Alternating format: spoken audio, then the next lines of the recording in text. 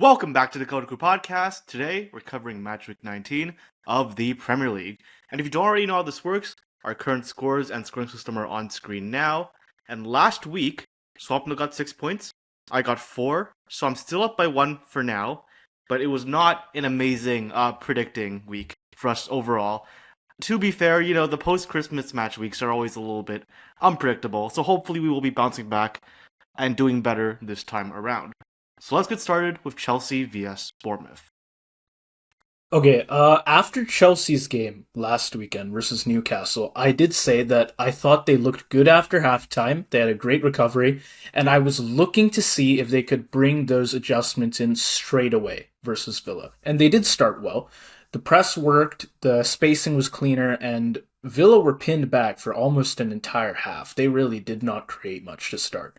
But once Villa found their own adjustments, it was a triple sub with Watkins and some added muscle in midfield. Chelsea had no response. If anything, Maresca made a triple sub a few minutes afterward, and it really did not do much at all.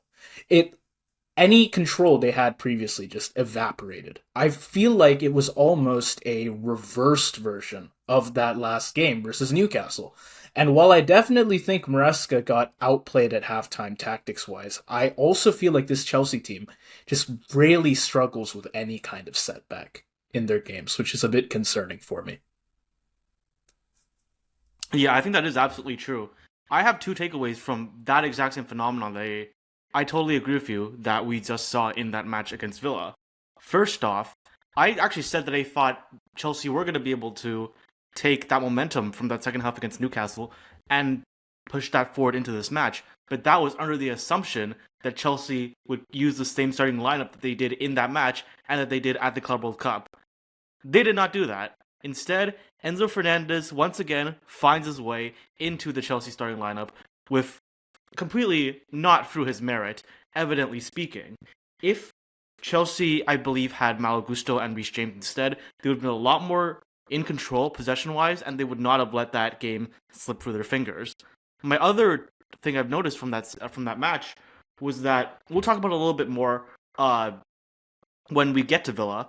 But just what we need to know for this match is that Villa became a lot more direct, and once they realized they couldn't win the midfield battle, they switched instead to just going through not necessarily just long balls, but going directly and trying to bypass the midfield. And I do think that if you had somebody like Reece James who could drop more easily to a defensive right-back role than someone like Enzo Fernandez, it would have helped a lot in the second half adjusting to Villa's new tactical strategy. Yeah, and I mean, in terms of tactics, I think with this Bournemouth game, obviously Chelsea cannot afford another match where they dominate one stretch and then they just unravel in the other one.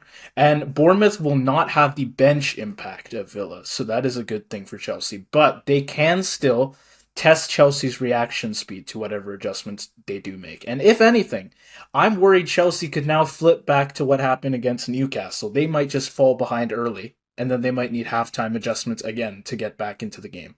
So the question for me is, can these players recognize danger early, and can they steady the game themselves, rather than waiting for the next tactical fix? If they can do that, Chelsea should control this matchup. If not, we're likely just going to watch the same pattern play out again, just against different opposition. I don't know what different changes Maresca can make here. Like you said, Enzo Fernandez really should not be there. I don't know that they quite have the players right now. But anyways, I think a lot of it is just down to the players and their own confidence. There's only so much Maresca can do here.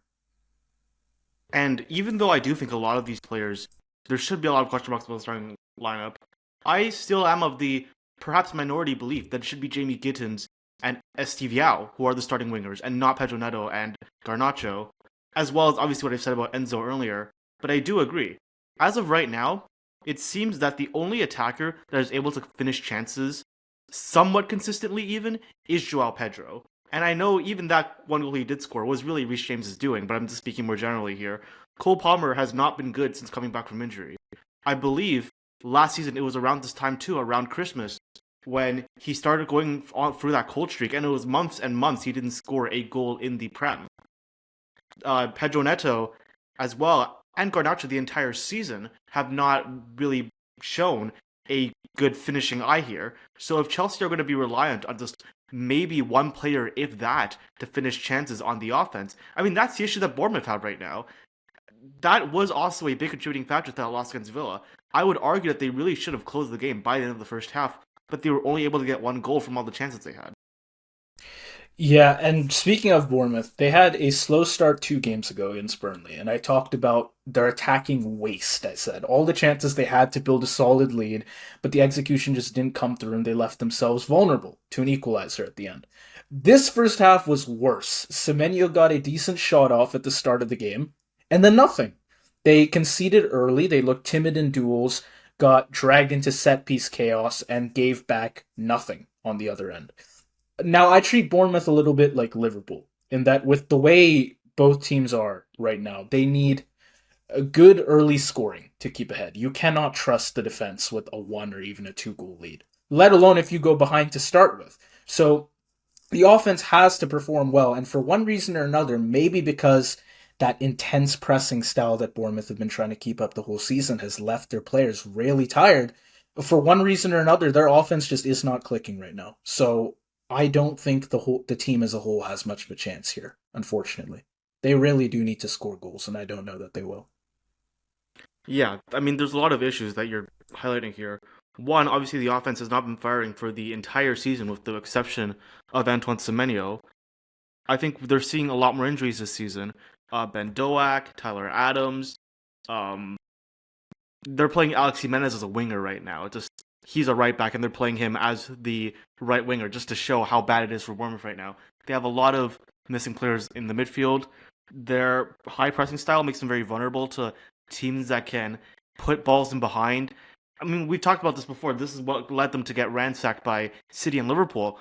But even a team that isn't as big, as long as they use that tactical style, which has also been one of Brentford's 2 or 3 main formulas to attack, Bournemouth have still shown they are completely inadaptable defensively. So, looking into this match, Chelsea are also a team that can put in long balls. In fact, at the start of the season, this is a bit of a criticism that we had of Chelsea, that they didn't really have many other ways to attack besides that. I think that has now changed. Now the issue is actually finishing and not chance creation. But this is another example where Chelsea clearly have the superior midfield, especially with all those injuries. Both teams' finishing have been relatively questionable recently, but I still back Chelsea's more. And the defense, I think, could be an absolute disaster for Bournemouth into this match. Yeah, I think Bournemouth, they will have moments, especially early, but unlike Villa or even Newcastle, they do not have the depth or form right now to sustain that pressure that they would normally be putting up. And if Bournemouth don't score in that opening spell, I think the game will shift heavily towards Chelsea. As soon as they establish longer possessions, maybe start finding guys like Palmer between the lines. I don't know that he's suddenly going to play way better this game, but Chelsea do have attacking threats, and if they can get to them, Bournemouth's backline is going to be asked far too many questions over too long a period in this game. I think Bournemouth can find a goal at some point, but by that point, I think Chelsea will have done more than enough. It'll probably be a late concession goal for Bournemouth, and I'm going to say Chelsea take it 2-1. I generally agree with that. Bournemouth haven't won in over a month, but they did score in each of their last 3 games, and it has been Antoine Semenyo who has been doing that for them consistently. The issue is nobody else can do so I think they're kind of capped out at 1 goal in this match. And even though I have a lot of questions about Chelsea's finishing, I think not only in terms of quality, of course, this is, again, tactically a very, very bad matchup for Bournemouth. And I think even if Chelsea have finishing issues, they'll have so many chances, I think they score 3 goals. So I'm going to go for Chelsea 3-1 win. Okay, yeah, fair enough. I do agree with you. Bournemouth, I do not see scoring more than once, regardless of what Chelsea do here. Okay, next we've got two sides sitting perhaps a few points lower than where they deserve to be based off some of their performances. I know Burnley have been giving up lots of points. They're still looking out for a route out of relegation, and they're facing Newcastle, still looking for a route into the European race. So what do you think goes on here? I mean, you can talk about the points you deserve all you want based on chances and possession and all that. But when Burnley, like in that last match, has 16 shots and 0 of them are on target, you have no one to blame but yourselves for not being able to finish those said chances. This is an issue we've been talking about with Burnley all season. They are terrible at finishing their chances. They don't have a consistent Premier League level striker, or even just Premier League level off attacking player in general. They have a decent midfield for a newly promoted team, but that is about it that I can say positively. And this is another situation kind of similar to what we were talking about with Enzo Maresca, where you can change the tactics all you want. They've done so many adjustments. They're now playing like a 5-2-3 or something. Nothing's working because these players are just not good enough for the Premier League. And I keep saying it, this is why I think Burnley is maybe the only one, but I think one team that got newly promoted that is clearly going to be relegated this season. And we will talk about Newcastle in a bit. I think I would also actually have a pretty similar criticism surrounding especially their away form. But yeah, I think I don't see why that's going to change for Burnley coming into this match. Yeah, I think they looked structurally more coherent than they have earlier in the season, but 16 shots, decent territory, long spells camped in the opposition half, and none of it translated into goals, none of it translated into shots on target, even, like you said, which is zero shots on target is brutal in a home match that you largely controlled. You got a lot of possession, you got a lot of shots off. And I do think they put in decent effort. Broha worked hard. Brun Larson and Anthony found space. Fleming was involved well late on. But again, it's like you said. If you can't get the shots on target, then you can't blame bad luck at that point. They had more than enough shots that they should find the net at least once. Ultimately, I think they're managing not to be blown away in these games, but they're also consistently finding ways not to win them. And I think, yeah, you might agree that kind of shows up for Newcastle as well. I don't know. Right. Obviously, Newcastle a higher level team, but they've got some similar issues going on, I feel like. Yeah, languishing in 14th place, basically happy for the season. I think the issue for Newcastle is the same thing I said last week. They cannot create offensive chances away from home. We saw that against Manchester United as well.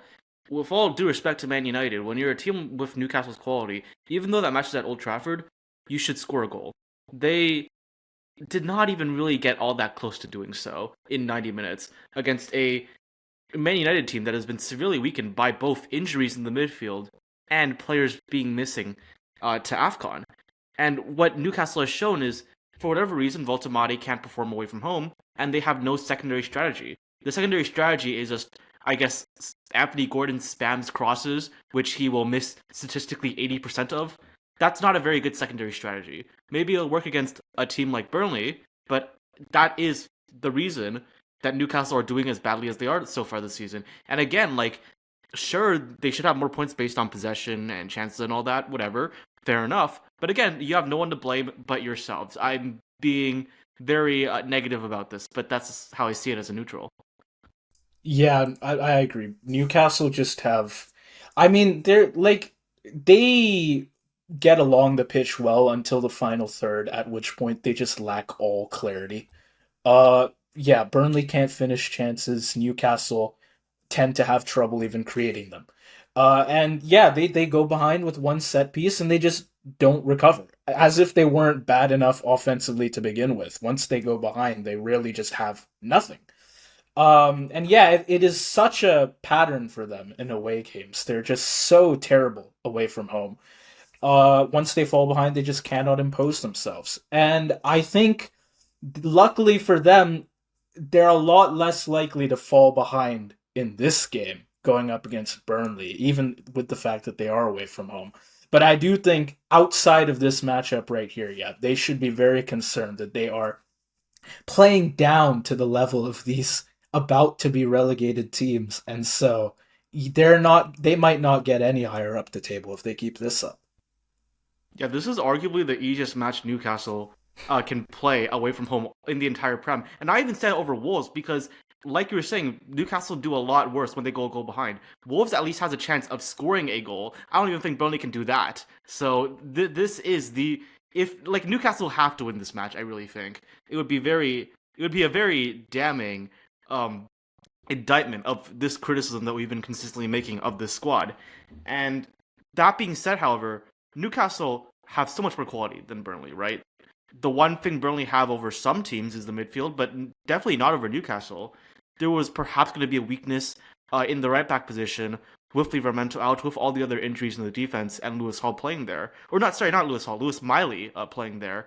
And surprisingly enough, I'll be honest, even against Cunha, I think Lewis Miley did pretty solidly. He's doing surprisingly well, playing out of position, and so I don't see the advantage Burnley have over Newcastle, and I think that Burnley just will not once again not be able to score. Newcastle, I don't trust them to turn their attacks into that many chances, but one goal will be enough for them to win this game, and I think that's what they get. So I'm going to go for Newcastle 1-0 win.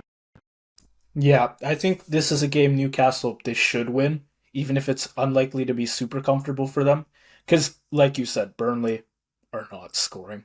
So I think Burnley, like, they can keep games tight for a little while, but they really just can never manage to go ahead. And so I agree. I think one goal is enough for Newcastle, and I will also have them winning 1-0.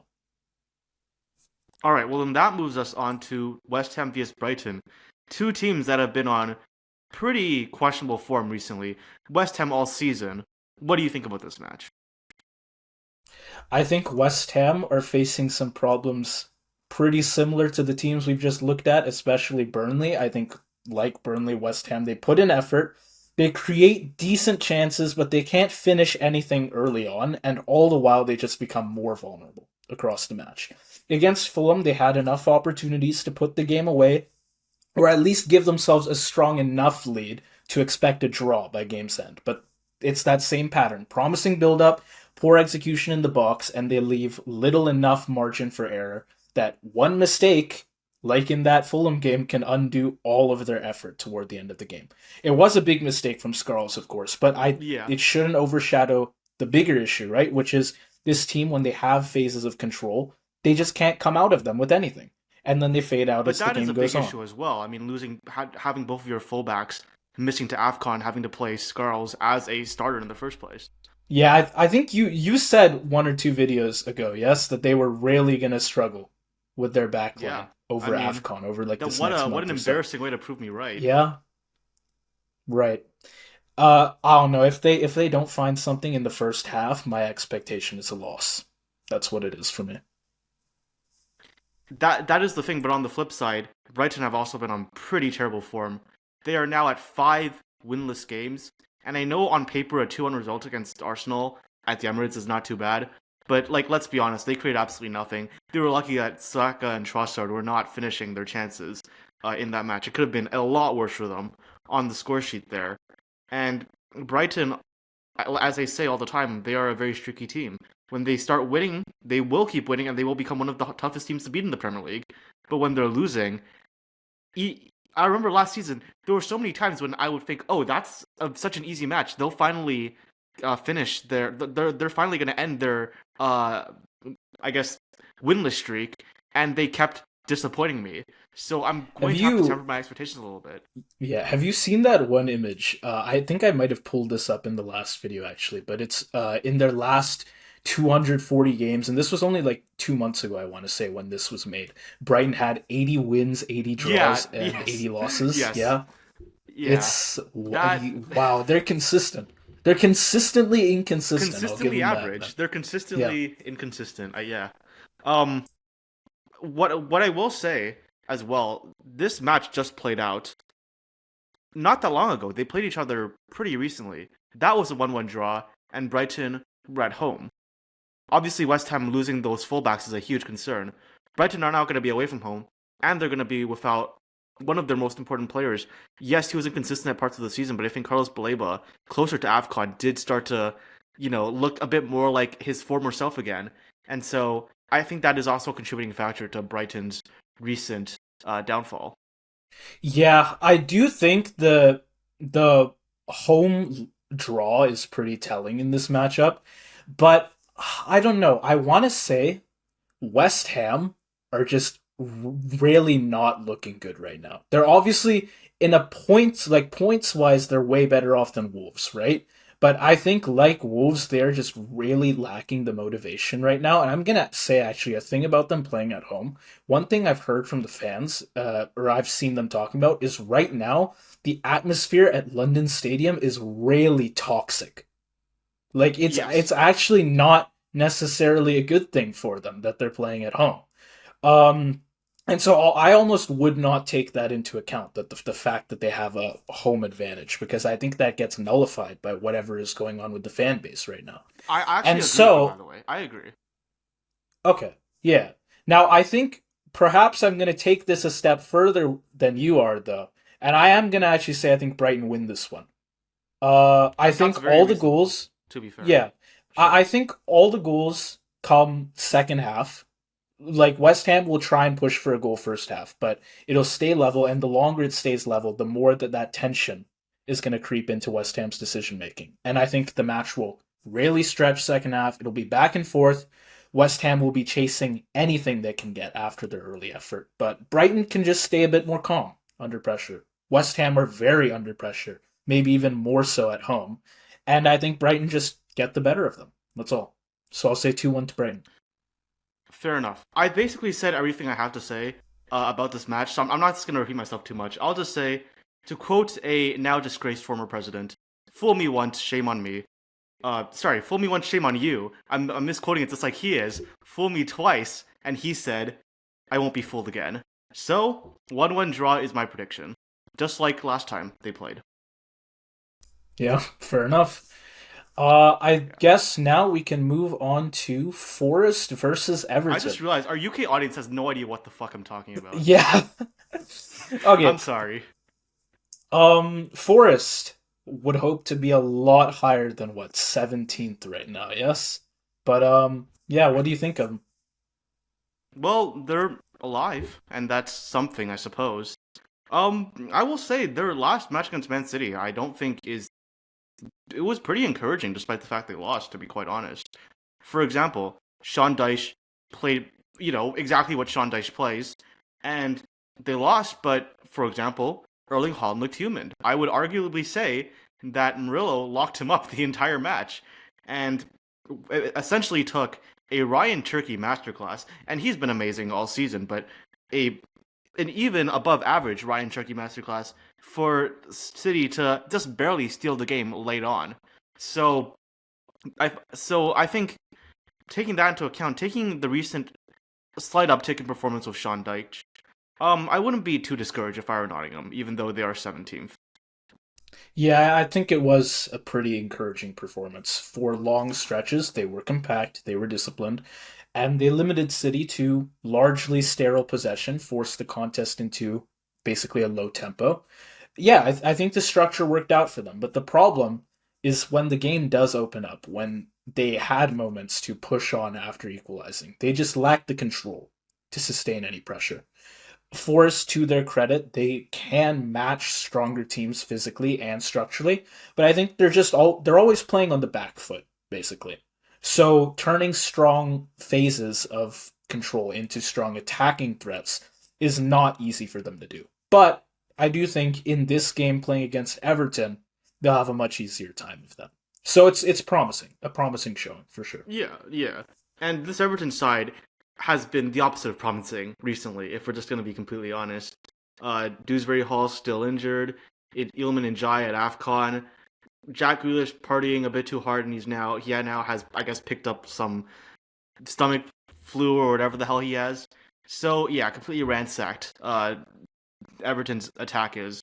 I guess they still have their strikers, which hasn't really done them a whole lot of good uh, this entire season, and they are now three straight Prem games without scoring a single goal, including a game against Burnley.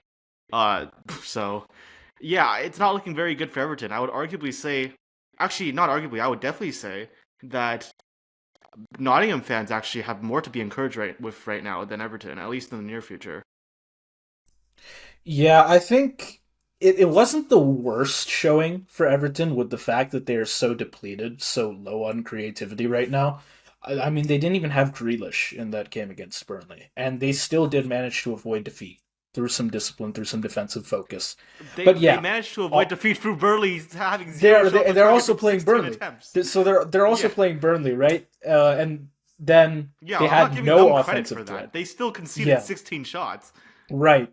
So it wasn't the worst showing. I think obviously the worst thing you could do is give Burnley a goal when when it seems like all their shots are being pulled by magnets away from the two goalposts. But Right. yeah, it's not super great for Everton right now, and I think a lot of it is out of their hands with the roster issues they have. But Yeah, they've just got they're going to have really thin margins through this entire game. And I think they can hold on 0-0 for a while, but I do think at the very least they will concede first. I won't say just yet whether I think they score, but like they will be giving up goals here for sure. I totally agree with what you just said. And again, they haven't scored in 3 straight matches. Their strikers, we're now halfway through the season. I'm going to start taking trends and extrapolating them. There's no reason for me to assume that Everton strikers are going to start getting good now. So I'm sorry, I don't see how they score. And Nottingham are not a team that produces a whole lot of chances. That's just not their style of play.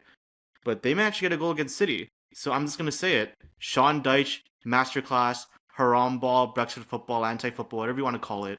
Nottingham, 1-0 win. Yeah, exactly the same thing. I think Nottingham, they will create chances and they'll have still trouble finishing them, I'm sure, but they should look at least more comfortable than they did against City. And if, like, simply because Everton are not going to press with nearly, like, anywhere close to the same intensity City did, right? So, again, Nottingham, they have trouble sustaining that attacking pressure, but against this Everton team, I don't think that will show nearly as much as in their last game. I think they find a single goal, and that's all they need.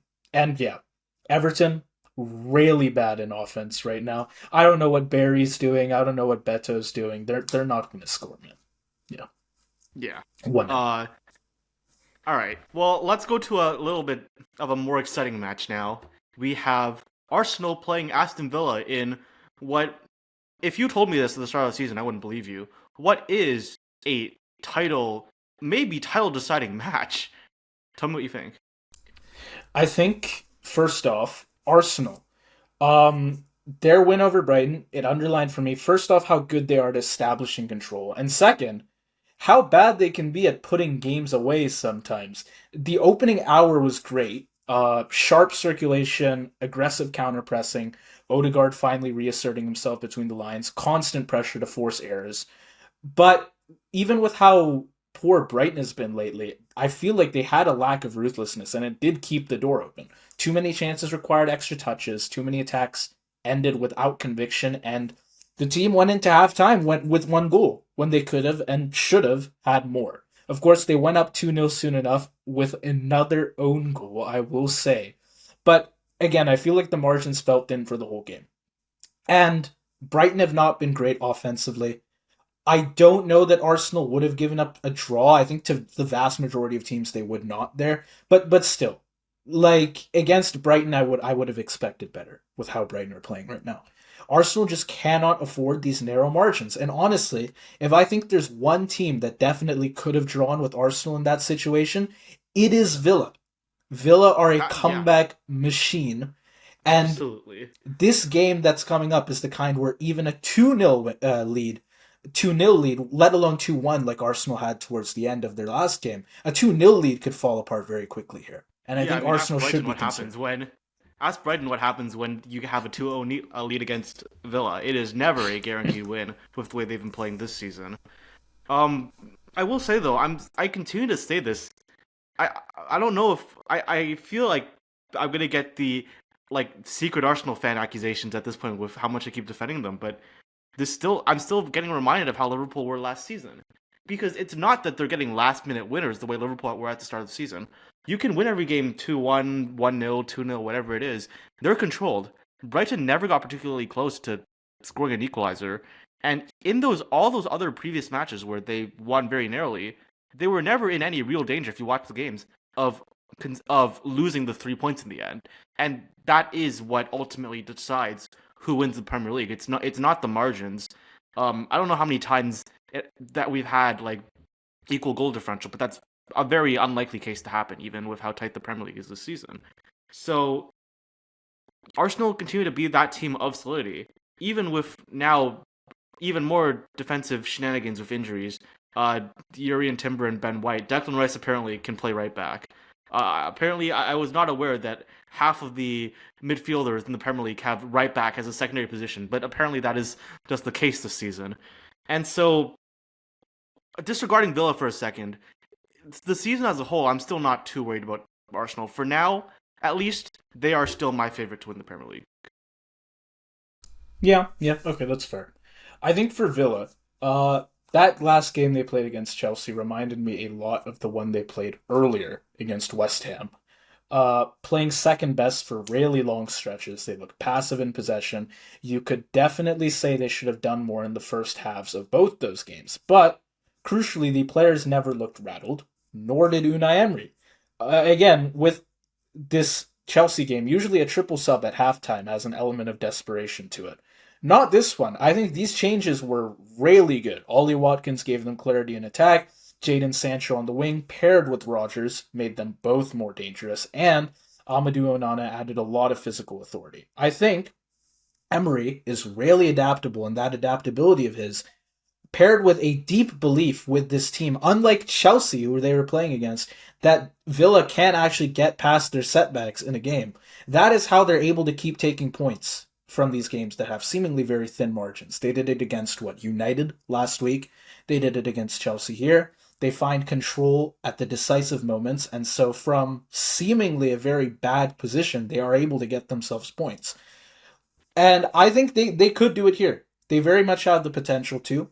And if they do find a result in this game against a team that for much of this season has been touted as the best in the world, I don't think anyone can argue at that point that Villa would be in the title race. Yeah. I still don't think they are, to be completely honest. I did say last episode, if they beat Chelsea and if they beat Arsenal, they're in the title race. So halfway there, one more, and I will put them there, but I have not yet. And to your point about consistently winning very narrowly, do you know how many matches in a row they have won by one goal? I want to say it's like 7 or 8 of them now. It's 9. They've won 11 games in a row. Yeah. They've won 9 games in a row by exactly one goal, which is not something that happens by accident, by coincidence. That is intentional.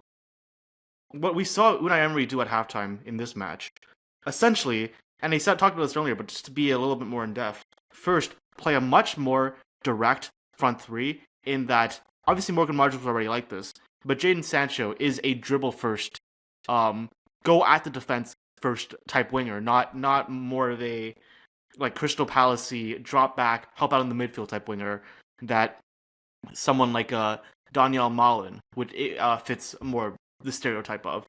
And furthermore, he trusted Amadou Onana to hold it down in the midfield, as you said, and pushed up Yuri Tielemans into more of a role that I haven't seen him play since his Leicester City days. He became a number 10 for them. They basically played like a 4-man attack, and like I said, played direct to deal straight up with Chelsea's weaker center backs. Unai Emery, again, showing his adaptiveness through those very unorthodox tactics, but they worked perfectly. So yeah, I mean, this Villa side, there doesn't seem to be an antidote to them right now. Yeah, I think Arsenal, they will definitely control very large stretches of this game, especially early. And I do think with Villa missing Cash and Kamara, I'm pretty sure they're not going to stabilize in those opening phases. That right side will be targeted especially.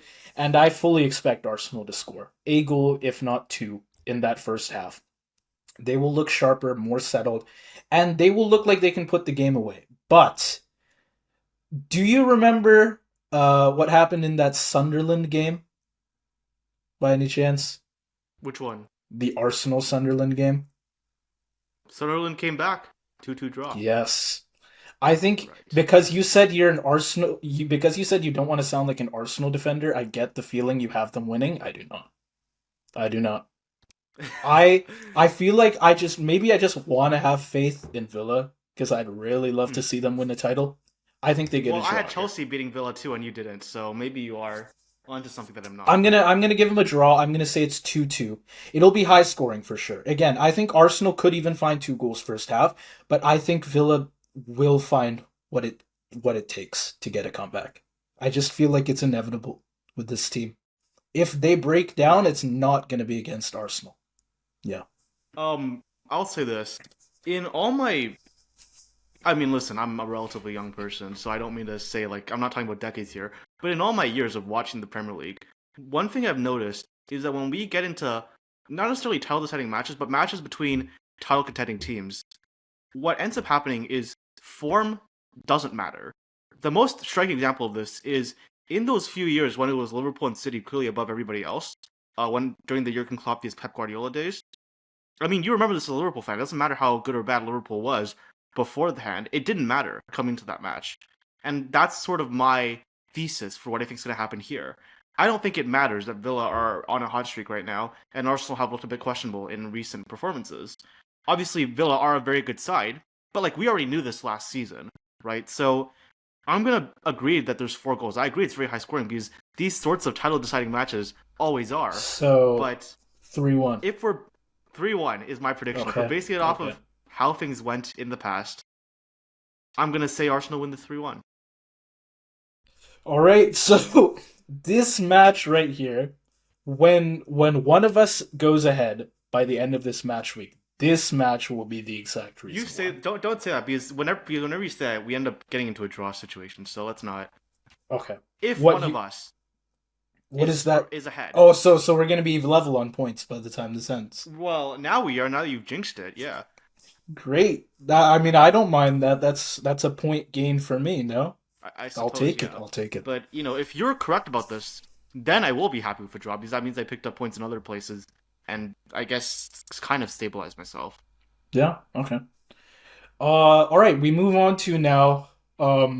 Wolves, who are practically relegated at this point, but they put up a decent fight, honestly, against Liverpool. So, can they I honestly thought they did. I thought they did. They scored. That's an accomplishment for them. I guess. Can they find something here playing away at Man U? Can they find anything? Look, what I say is like I think Wolves there's always like a small patch in the game where they look decent, and I think you just watched there was like a brief period where Wolves were really competitive with Liverpool, but they're always like that and they never sustain it. So I was never thinking that Liverpool might not end up winning that match, even when Wolves scored the goal. I mean, they didn't really create anything. They just scored a corner goal. I think that might just be me as a Liverpool fan, and I'm thinking surely there's some way we can fuck this up. But yeah, that's probably what it is, to be honest. Yeah, that's my best explanation. Yeah, and what I will say as well is against teams like you guys and also against Arsenal, I think they respect you guys more. I don't think they don't play the suicidal Rob Edwards style. And no disrespect to Rob Edwards, I like his tactics, but just obviously for the quality of Wolves relative to their competition, it's essentially suicidal. And that's what they do against United. They push up way more, and therefore United get the 4-1 slaughterhouse that they had. And I think that might be what Wolves try to do here because they do not respect Ruben Amorim. Fair or not, that is seemingly Wolves' attitude coming into this match. And as for United, I think I have some good things to say after that match against Newcastle. For one, Amorim finally stopped being stubborn and dropped to a back four, which seemed to be perfect because, it basically addressed every issue that they had. All the AFCON players missing, well, we'll drag Dalot back to the right back position so he can't screw up offensively, and we'll put a Dorgu, who apparently has a lot of pace and stamina, who has legs, to both track back and be a nuisance offensively. Places him there instead, and it worked. Obviously, he scored the goal, but he was also great the entire match. Luke Shaw finally, for the first time this season, plays in his actual position as a left back. Mason Mount back into his natural position as well. And, that's basically all of Man United's most pressing issues as of now, at least. Even because Mount, by the way, is back in his regular position, it puts less pressure on their terrible midfielders. They're terrible defensive midfielders. So that is, I guess, at least alleviated as well. So, I've shat on Amorim a lot, but I have to give him credit for the tactical adjustments coming into that match against Newcastle. It only took one AFCON and no Bruno to get Amorim to compromise on his structure. It worked. Only, but it has been over a year.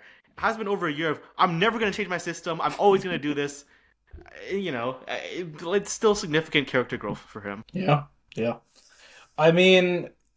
Shift to a back four really helped simplify the build-up, and Fernandez's usual responsibilities got split across a couple players that way. Casemiro, Martinez, Mount, so that helped a lot.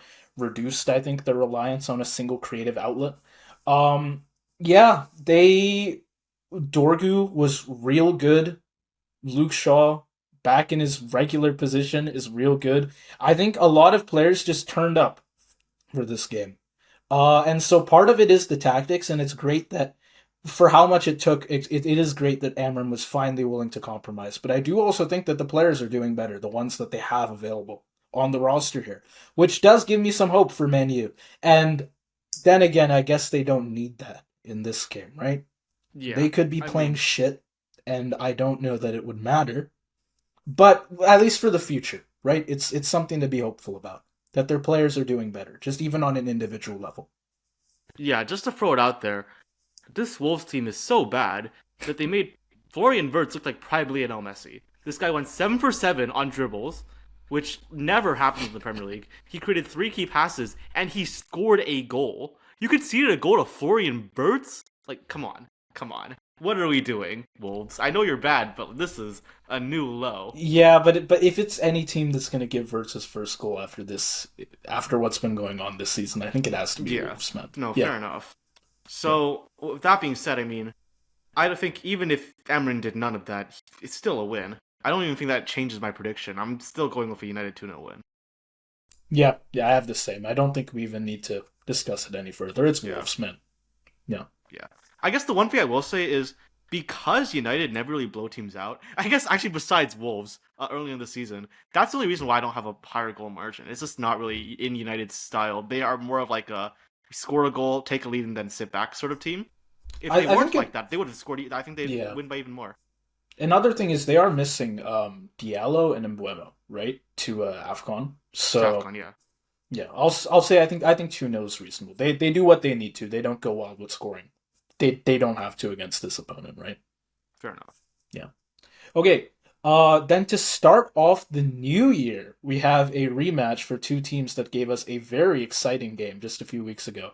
Not good for me personally, but Good I'm for me, sure great for for me. the That was fans of amazing. every other Absolute team in the cinema. league, it was a wonderful result. Liverpool Yeah. versus Leeds. You have to wonder whether this game might be similarly open to that last one. Um, I don't think so actually, Yeah, because I have to agree with that. Okay, the thing is for me, um, sure.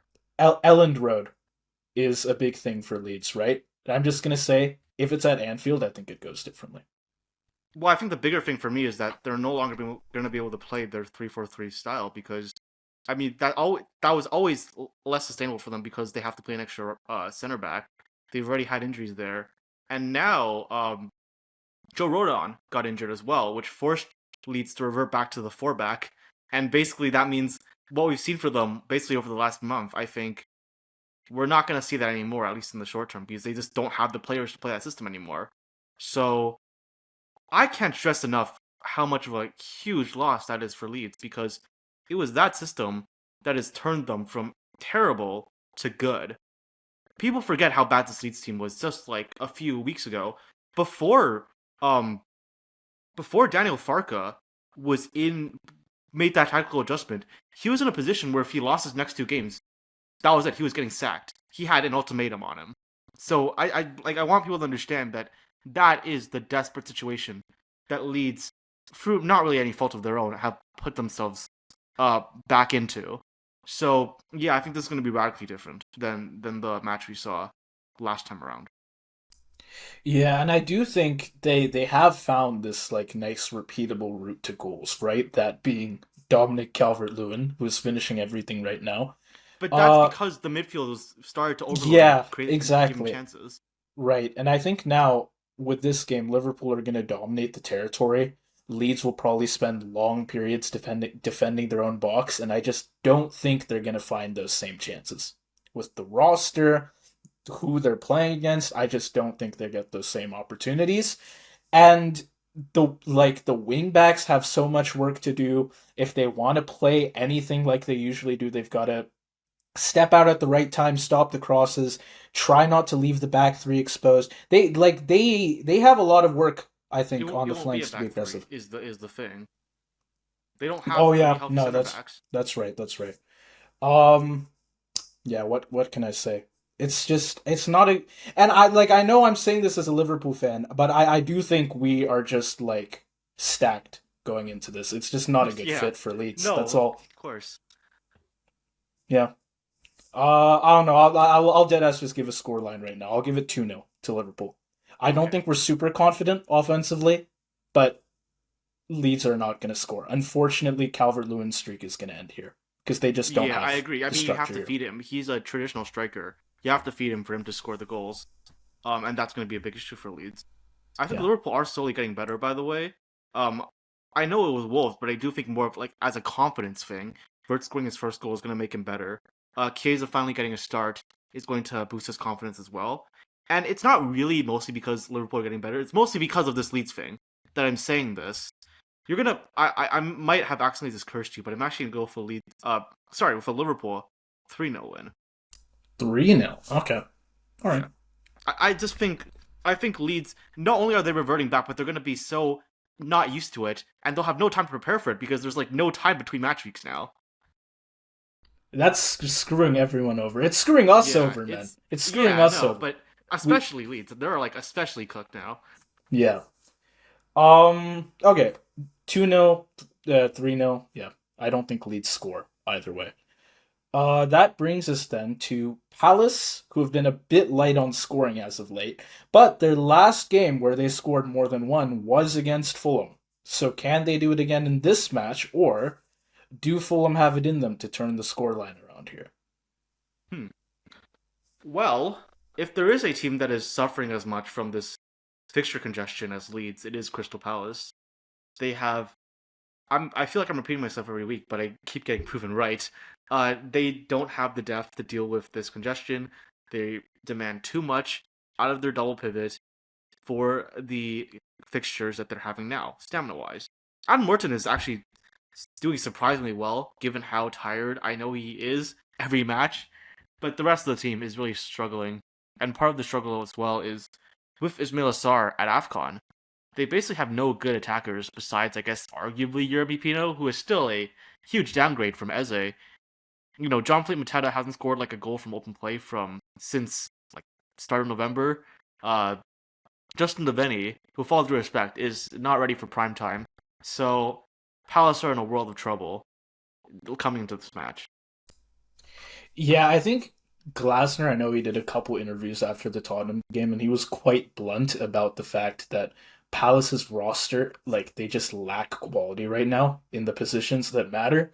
I think it's completely warranted. I mean, when you have like LaCroix and Gahey as your top assist providers, and then it's Oh like man, Nathaniel Klein arriving at the far post, I think yeah. there's a misallocation of attacking output here. And obviously, one certain striker's terrible performances as of recent are not helping either, right? Yeah, this So, he is actually has scored uh more than 30% less goals than not the average striker but the average player would have based on his amount of chances this season.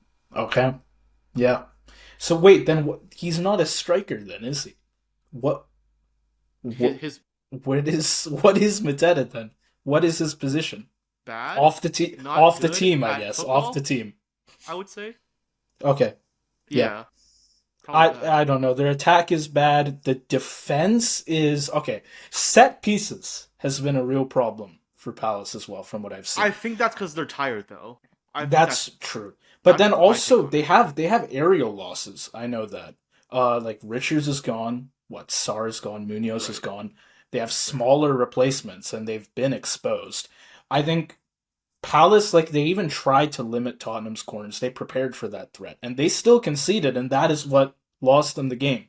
I am sure that for the players that are available to them right now, who have had to go into that back line and just cannot put up with the corners, it has definitely gotten in their heads. And that, combined with all the fatigue that this team already has, I think the winter transfer window really could not come soon enough. They just need reinforcements bad right now. Yeah. There's not really much else I can say about this Palace side. They didn't even really play badly against Tottenham at all. I mean, that corner was just about the only chance they conceded. I think for the terrible situation they're in right now, they played well.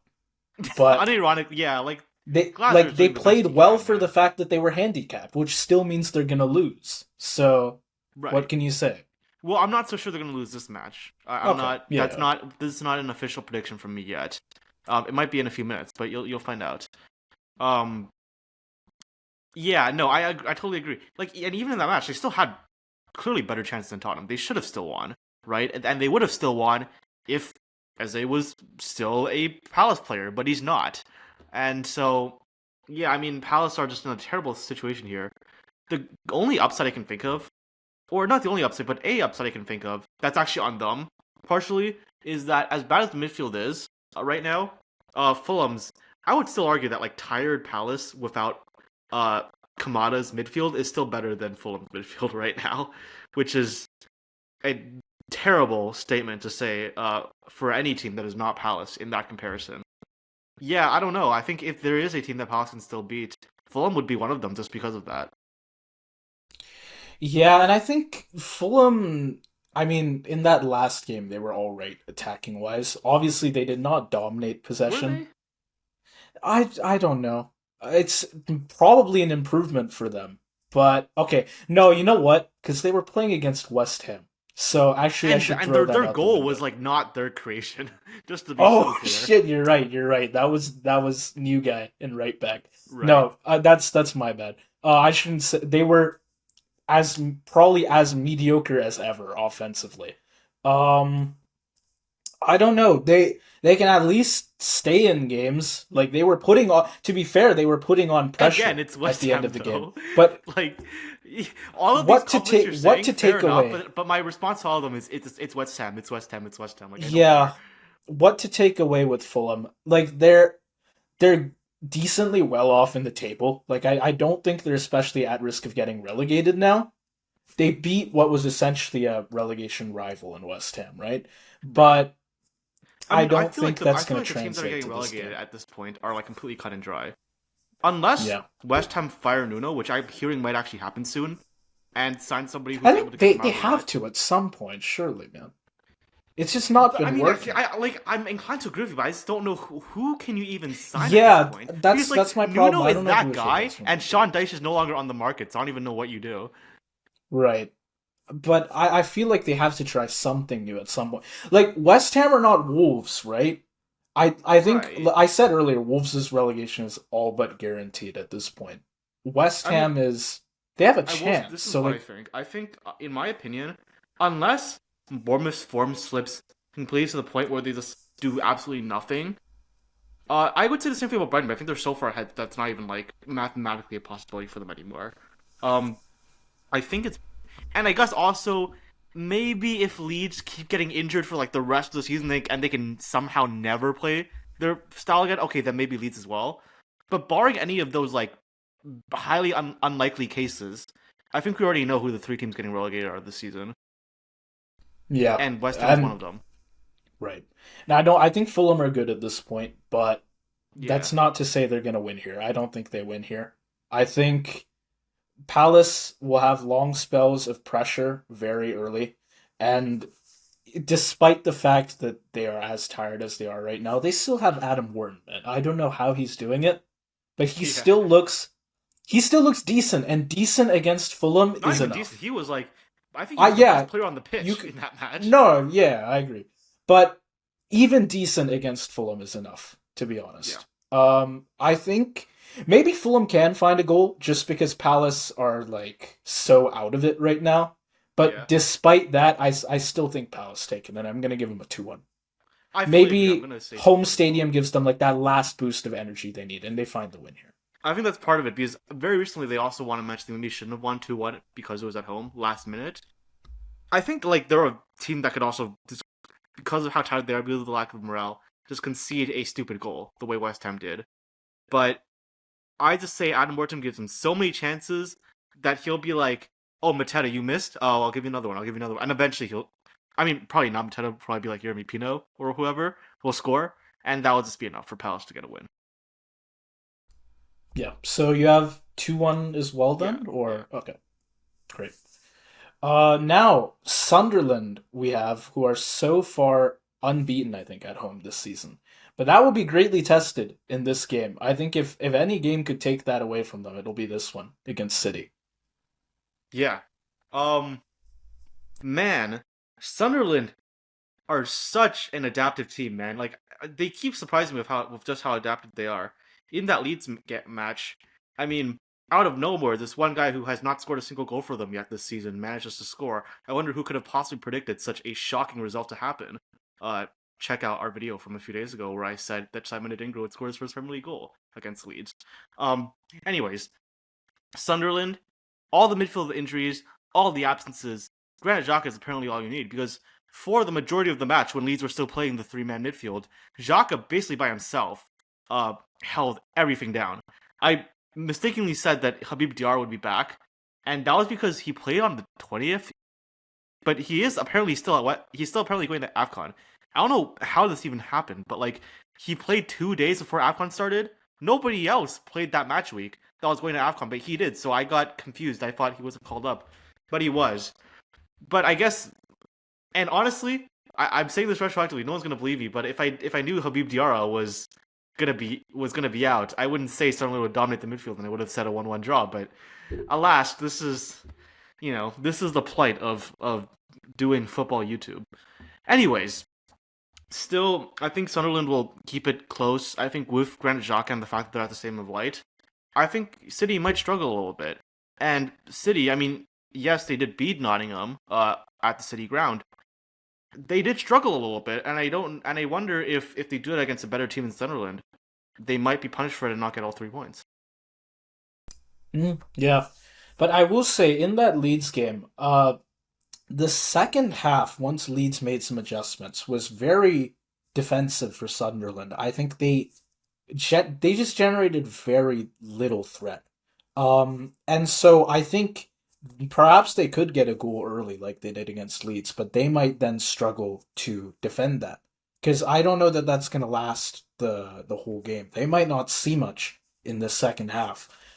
I think, yeah, they do have a lot of strengths here. They've got good energy, they have good organization, they have home form, obviously, and the home energy from the Stadium of Light.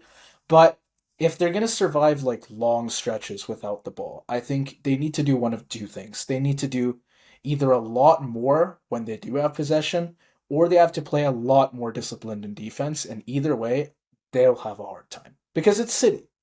City just come at you over and over again in attack. It's what do you do against them? Yeah. No, fair enough. I think just like Leeds, if Sunderland, even if they do have like a lead at halftime, City is one of those teams that can adapt. But I do think at least Sunderland will score. I don't know if they'll score first, but they will score. Because, I mean, I'm not saying it'll be Simon Adingra necessarily again. I'm not going to make that official prediction like I did last time, which turned out so perfectly, except for the final result. But for the first half, I thought I was a genius. Um, I think for this match, because City liked to push up their fullback so much, I think that's going to bite them in the butthole here. And I think Sunderland, through their pace, is going to once again at least be able to score a goal. What I will say, though, City have too much firepower. Holland and Foden have been a bit off recently. I don't know if that's because of the holidays and they weigh 6 kilograms more, even though Pep told them to drink water. You, I don't know you what have happened there. Turkey. You have Turkey. You have Turkey, exactly. That's the Yeah. thing. I listen. What I say is I was never wrong about Turkey. I was just early. I was never wrong about him because he is now tied for the most assists in the Premier League. All right. I always saw this coming, but nobody else did. I guess besides you, but that's why you should subscribe to us. By the way, we are just better than everybody on football YouTube. Anyways, yeah, City just have too much firepower. Ryan Turkey is like the best player in the Premier League right now in terms of just like hotness, form, streak. I mean, I don't really know who else it would be. Um, I think signing of the summer clearly, and yeah, like just him alone. If he can pull off another masterclass, that's like 2 goals for City right there. So I just see a repeat of their match against Forest. I think Man City wins this one 2-1. Yeah, I have the same thing, and I think, like, I like what Sunderland have got going this season, especially at home. There's real intensity here. The structure is good, and they have genuine belief in this style, in their manager Labrie. But I don't know. I feel like in that last game, like it just slowly slipped away from them in terms of control. And if you have any trouble holding on against Leeds, then against City, surely, even if you are playing at home, you're going to have issues. You have to play pitch perfect against this team because they they can score screamers out of nowhere, even if you put up a good block. So you just cannot give them like any opportunities, or they will score on you. And Sunderland, I'm sure they can survive a couple waves of offense, but City just keep coming through the whole game. They never get impatient if they can't score. They're always looking for a goal. And yeah, I think I agree with you. Sunderland can score, but City do enough. Even if, let's say, two of their three in the front line don't do well, the last guy will still get them 2 goals, and it's 2-1 for them. That last guy, by the way, is up against, because of all the injuries, Dennis Churkin, who, I'm going to just be honest, did not play well at all against Leeds. Yeah. I don't know. That's another thing, right? It's depth of roster. City have it and Sunderland don't. It's unfortunate, but it is what it is. Yeah. All right. I guess then we finish off the match week with Brentford, who are great at home, and Tottenham, a bit of a statistical anomaly because they're great away and not at home. And they've got Brentford's old manager and all of his set piece tricks. So who do you think comes out on top here? It is the Thomas Frank Derby. Yep. Yeah. But yeah, statistical anomaly. I thought we were going to say statistical anomaly and that they are performing and doing better than they should be, because once again, in a game they should have lost, they win against Crystal Palace. And Tottenham do not impress me. I do not think they are Aston Villa. I'm sorry.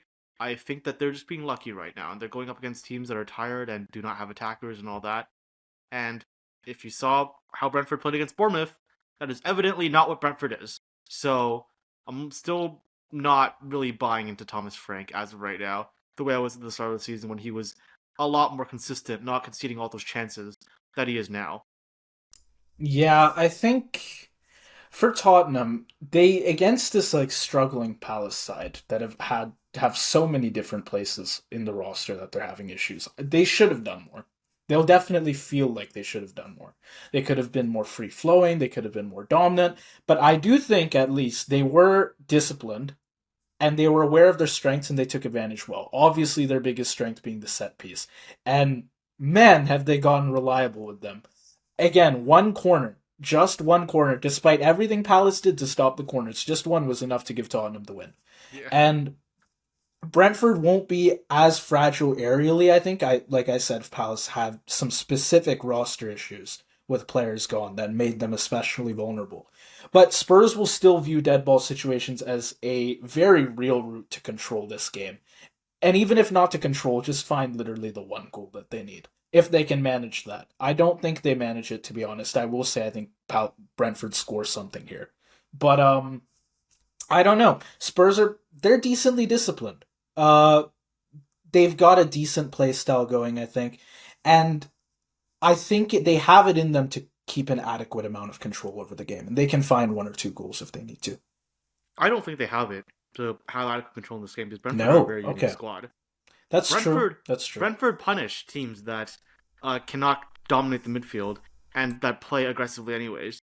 They punish big teams in general for their counterattacks, for their long ball style. And what I've seen from Tottenham so far this season, not just in Premier League, but in like all competitions, even we saw this problem against Bayern in that Telecom Cup, whatever it was called, friendly back in August. They don't know how to deal with the long ball, and that is Brentford's specialty. So I actually think I've seen this play out for Brentford so many times this season. They go up against a team that is going to get more possession, that is going to maybe even arguably get more attacks, but at the end it doesn't matter because Brentford have counterattacks, they have the long ball. It's been their bread and butter. It's always worked for them, and I'm not going to see that changing in this match. So I'm going to go for Brentford 2-1 win. Okay, yeah. I think Brentford, they will want to turn this into a pretty frantic game. Like, they'll have heavy pressure, fast recoveries, bodies just flying into those second balls. And at the G-Tech, they are very good at doing that. They're very good at forcing opponents to play at their tempo, whether they like it or not. And I do think that intensity will land for them early even. Spurs' wide defenders are going to be under constant stress, and even with good structure, and like Tottenham's structure isn't quite up to par, even with good structure, it would be hard to keep that door shut for a full half. But I feel like Spurs are pretty well built for the long game in fixtures like this. They're decently comfortable absorbing pressure. They don't panic too much when they're not in possession, and I feel like they've always got a route back into the game, and set pieces especially give them that route back. So I think if Brentford don't extend their lead while they're already ahead, the game can slowly start to tilt. Spurs can find a goal, settle a little bit. Brentford's pressing intensity drops a notch, and the match becomes more manageable for the away side. And actually, I don't think past that point that either team is going to score any goals. I think Spurs will find their control in the second half, and they'll be able to limit Brentford to just that one goal. And with one of their own, it'll be a 1-1 draw. I think the way I see it, I think Brentford are actually going to get 2 goals early, and Tottenham score off the corner. I think if that doesn't happen, then it will be a 1-1 draw. I agree. So yeah, I think pretty reasonable there. That is the end of the match week. That is the end of the episode. Anything else you want to say? Arsenal Villa, must watch. No, I don't care what you've got going on that day. You have to tune in for Arsenal Villa. Yeah. Yes. Hang on. That is on the 31st, right? I believe it is. Yes, New Year's Eve. All right. Well. That would be a banger to end 2025. I have friends coming over for New Year's Eve, and one of them has a father who is a massive Arsenal fan. So great. Now you get to watch this match. I don't know what's gonna happen. And I will be betting on the Gunners' downfall. Unfortunately. Right. I need my points. I will be betting on chaos, and I think that's what's gonna happen here. Well, I think that's what we both think is gonna happen here. Yeah. It's which way will it stray? Pretty much. Right. Man, it would be so funny if Villa just got a last minute 1-0 win. 1-0. Oh, so then it doesn't affect our points at all. Now that because I had a draw. Now that we're both saying that none of us get points, it's not a high scoring game. It's just boring as hell, and then Villa score last minute. 1-0. Yeah. Okay. Yeah. Hopefully that's not what happens. Oh, I wouldn't mind that. I wouldn't mind that at all, man. Well, I mean, the way I treat this prediction is okay. I guess I wouldn't mind that either, because then at that point I would just start hoping for Villa to win the title instead of Arsenal. Yeah, exactly. It's like obviously I don't want an Arsenal win because you get the points then. But if it's a draw, then I get points in this competition, and if it's a win, obviously Villa get 3 points. So I'll take it either way, man. That's fair. Yeah. I do think we're also possibly going to see some fireworks, and I said this in my prediction. Sunderland vs Man City, I think is going to be a big one as well. Yeah. Yeah. I mean, Sunderland are still in the European race, right? So yeah, any points they can get. Yeah. Yeah. Okay. It'll be an interesting match. What, midweek? It's not a match weekend at this point. Whatever. Wednesday. There'll be a match weekend. We have to start recording again very soon because there will be another match weekend that we have to take care of. But until then, thank you all for watching, and we will see you soon for another set of match predictions on the CoDaKrew. Have a good one.